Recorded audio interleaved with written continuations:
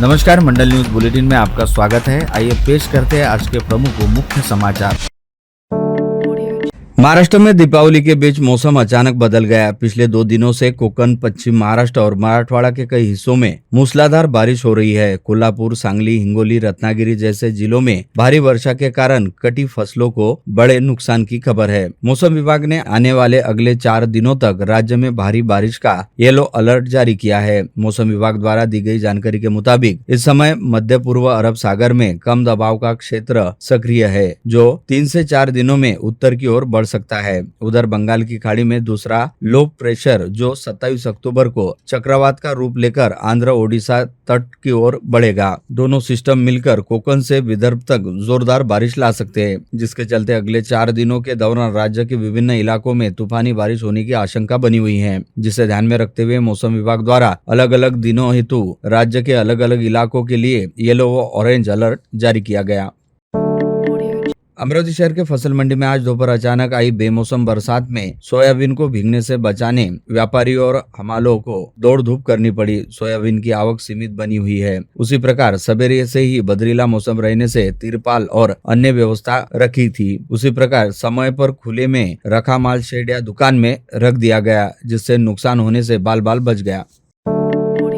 महाराष्ट्र लोक सेवा आयोग की कड़ी परीक्षा को महानगरों, महंगे कोचिंग क्लास और वर्षों की तैयारी की परीक्षा माना जाता है। ऐसे में बुल्ढाना के ग्रामीण क्षेत्रों से वास्ता रखने वाले वैभव भूतेकर नामक छात्र ने किसी कोचिंग संस्थान और महानगर में गए बिना सिर्फ अपने स्व अध्ययन के दम पर राज्य में दूसरा क्रमांक प्राप्त कर सबको चकित कर दिया। एमपीएससी की परीक्षा में समूचे महाराष्ट्र में राज्य में दूसरे स्थान पर रहने वाले वैभव बबन भूतेकर मूलतः बुल्ढाना तहसील अंतर्गत पाटली गाँव के निवासी है। कल 14 अक्टूबर को घोषित नतीजों में वैभव का चयन सहायक आयुक्त के पद पर हुआ और उन्होंने पूरे महाराष्ट्र में द्वितीय क्रमांक हासिल किया। खास बात यह रही कि वैभव ने अपनी पूरी तैयारी गांव में रहकर बिना किसी कोचिंग क्लास के दम पर की। उनका कहना है कि नियमित अभ्यास, कठोर परिश्रम और अनुशासनबद्ध नियोजन, इन्हीं 3 सूत्रों से उन्हें सफलता मिली है।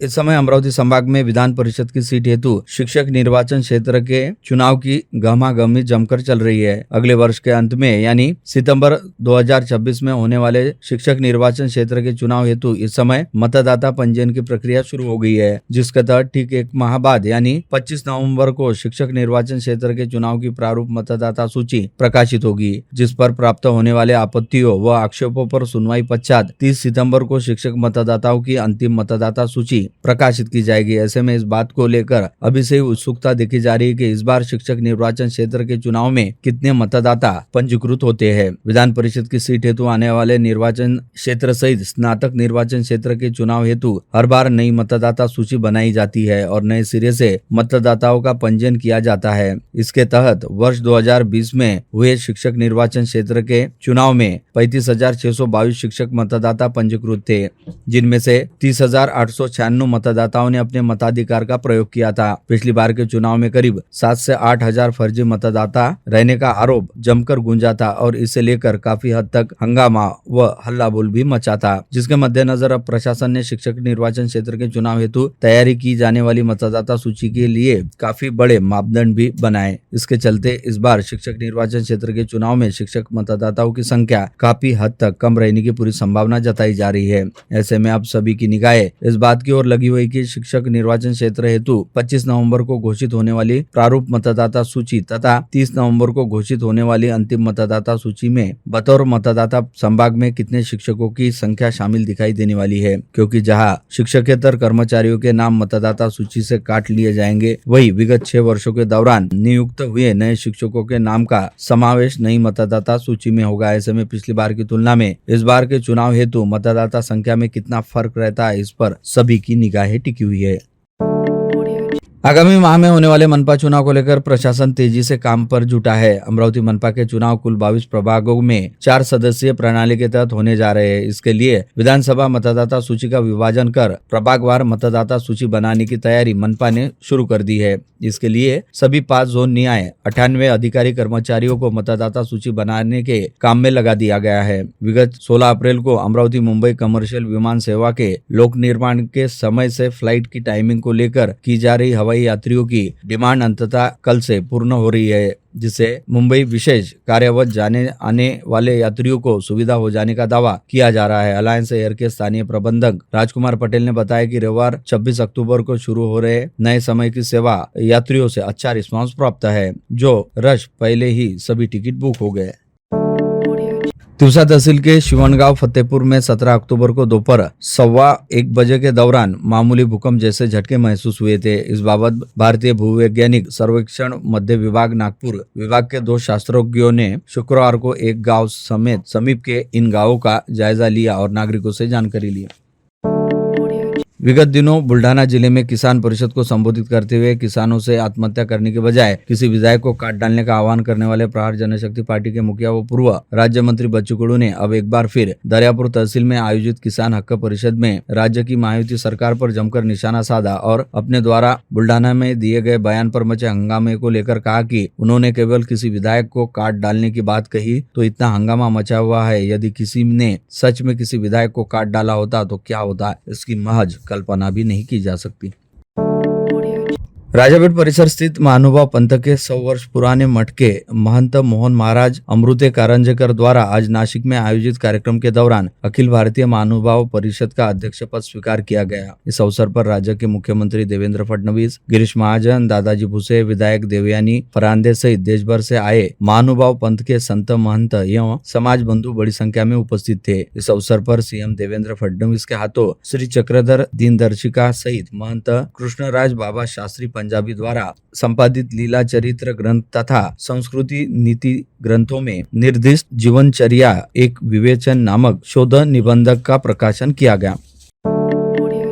विधायक संजय खोड़के के प्रयासों से विभागीय संदर्भ सेवा अस्पताल अर्थात सुपर स्पेशलिटी में अतिशीघ्र बेजोड़ व्यवस्था सुविधाएं उपलब्ध होने जा रही है। यह जानकारी देते हुए अधिकृत सूत्रों ने अमरावती मंडल को बताया कि स्वास्थ्य मंत्री प्रकाश आंबेडकर से विधायक खोड़के ने सीधे सहज संवाद कर अस्पताल के बेहतरीन सेवा कार्यों के मद्देनजर विभिन्न सुविधाएं उपकरण उपलब्ध करवाने का अनुरोध किया है, जिसे हेल्थ मिनिस्टर ने तत्काल मान्य कर स्वास्थ्य महकमे को निर्देश दे दिए है। इसी कारण अमरावती के सुपर में ढेर सारी सुविधाएं होने जा रही है। कैंसर सहित कई कठिन बीमारियों का उपचार ऑपरेशन यहाँ संभव होंगे। मरीजों को किसी दूसरे शहर में लेकर दौड़ भाग नहीं करनी पड़ेगी।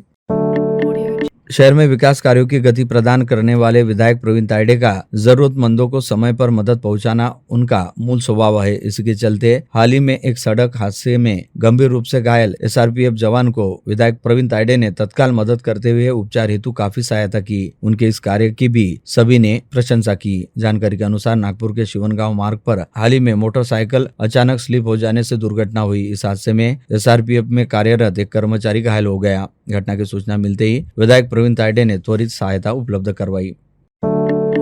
भाई दूज के शुभ पर्व पर विधायक रवि राणा ने अपने निर्वाचन क्षेत्रों को महिलाओं के लिए एक प्रेरणादायी उपक्रम चलाया। शुक्रवार को उत्तम सरा में आयोजित एक कार्यक्रम में विधायक रवि राणा ने चंचल शिंदे नामक लाडली बहन को ई रिक्शा भेंट देकर भाई दूज मनाई। श्री गजानन महाराज चैरिटेबल ट्रस्ट की तरफ से बडनेरा से शेगांव गजानन भक्तों की पैदल वारी शुक्रवार को रवाना हुई। इसके पूर्व सुबह 7 बजे शहर से शोभा यात्रा निकाली गई। पश्चात सावता मैदान में रिंगण समारोह लिया गया। गनगन गनात बोती की गूंज सभी तरफ थी। अमरावती शहर के महालक्ष्मी जिनिंग एंड प्रेसिंग में कपास खरीदी का शुभारंभ विधायक रवि राणा की उपस्थिति में किया गया। इस अवसर पर महालक्ष्मी जिनिंग एंड प्रेसिंग के मालिक अनिकेत कोकाटे, सुशांत कोकाटे, मंगेश इंगोले आदि मान्यवर उपस्थित थे। 15 काश्तकारों ने किसानों के गाड़ियों में भरकर लाई तथा 7,000 रुपए भाव होने पर भी विधायक महोदय ने 7,500 रुपए भाव निर्धारित करके 7 दिन दीपावली ऑफर के रूप में किसानों के लिए घोषणा की। कपास 7,500 रुपए के भाव से ही जिनिंग में खरीदा जाएगा। शीघ्र घोषित होने वाले निकाय चुनाव के लिए वंचित बहुजन आघाड़ी तैयार है। अपने मित्र दलों के अतिरिक्त समविचारी दलों को गठजोड़ के लिए प्रस्ताव देने की घोषणा जिलाध्यक्ष राहुल मेश्राम और पदाधिकारियों ने आज दोपहर पत्रकार परिषद में की। इस समय वंचित बहुजन माथाड़ी कामगार यूनियन जिलाध्यक्ष विनय इंगोले, जिलाध्यक्ष नंदकुमार खंडारे आदि उपस्थित थे। संत अच्युत महाराज के धार्मिक कार्यों को आगे ले जाने वाले संत सचिन देव महाराज की मातोश्री वैशाली दीपकराव देव का शनिवार 25 अक्टूबर को बीमारी के चलते डॉक्टर हेडगेवार अस्पताल में उपचार के दौरान निधन हो गया। वे 70 वर्ष की थी। उनके निधन से श्री संत अच्युत महाराज भक्त परिवार में शोक व्याप्त है। विद्युत नगर स्थित उनके निवास स्थान से रविवार 26 अक्टूबर को सुबह 9:30 बजे उनकी अंतिम यात्रा निकाली जाएगी। हिंदू स्मशान भूमि पर उनका अंतिम संस्कार होगा।